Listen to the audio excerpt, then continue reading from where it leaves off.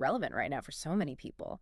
Is a college degree still the guaranteed path to success it once seemed, in today's economy? Yeah, it's a huge one. We've looked at a bunch of source material for this deep dive, Mm. really digging into the data, what skills employers are actually looking for now. And how the whole job market is kind of shifting under our feet. Exactly. I mean, for decades, the story was pretty simple, right? Mhm. Get that 4-year degree, and boom, you basically had your golden ticket. Yeah, stability, salary growth, career security. Sure. It felt almost automatic for a long, long time. Mm. But the sources we review, they make it really clear that history, true, but today, it's But way more complex. definitely, you've got these, like, skyrocketing tuition costs. Oh, yeah. And the student debt loads, people are carrying that for years, decades sometimes. And jobs that, didn't even exist just a few years ago. Right. So that traditional value, that piece of paper, Yeah. it's really under the microscope now. And that's pretty much the mission here for this deep dive. We want to cut through some of that noise,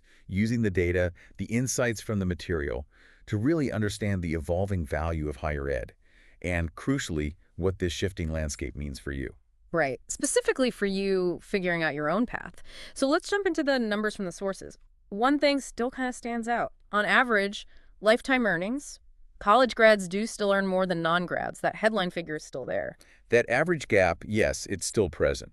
But what's really interesting, and a key point from the sources, is the return on investment. How much more you actually earn versus the cost of getting that degree. Mm-hmm.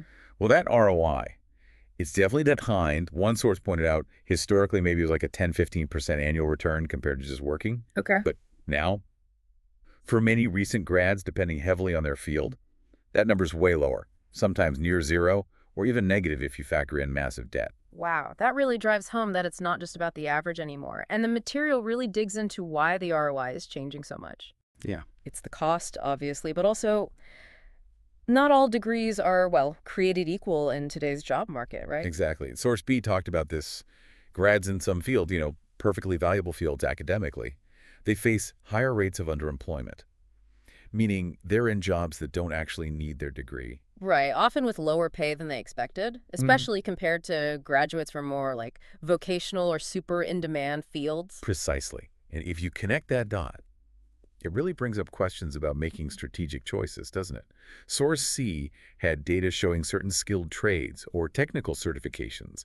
They can lead to starting salaries that compete with or even beat some bachelor's degrees. And often with way less debt and getting into the workforce faster. Yeah, much faster. Which points straight to what employers seem to be prioritizing now. The sources really hammer this home. The focus is shifting, isn't it? Beyond just having the diploma. Oh, absolutely. It's more about the practical, up-to-date skills you actually bring and how quickly you can adapt.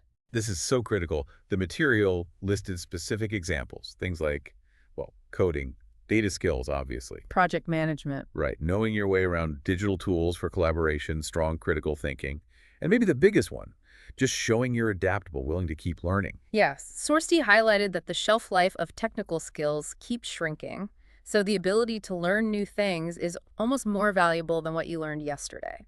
That makes perfect sense. And that focus on practical skills, it explains the rise of all these alternative pathways we're seeing, right? The sources definitely pointed those out. Mm-hmm.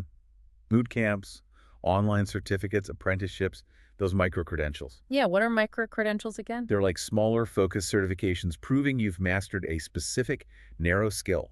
Think of them as skill badges. Gotcha. And Source C described these things, boot camps, micro-credentials, etc., not just as alternatives, but often as faster, cheaper, and maybe more directly job-aligned ways to get those skills employers want now. So boot camps are like intense, short bursts for specific job roles. Exactly. Very targeted. So it really feels like the decision isn't that simple, degree or no degree, binary anymore. Not at all. It's fundamentally shifted.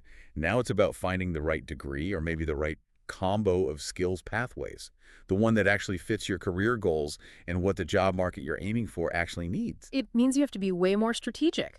Ask those tougher questions the sources bring up, like what are the real job prospects for this specific major or path? Yeah. And am I going to gain skills that are actually marketable, like today and tomorrow? And crucially, is there maybe a more direct or affordable or faster way to get those specific skills and land that job? It shifts the value, doesn't it? From just the institution or the piece of paper to the actual capabilities you build and maybe the connections too, no matter how you build them. It's about being intentional. Okay, so let's try and summarize the key takeaway from all this source material. On average, college grads still earn more over a lifetime. That's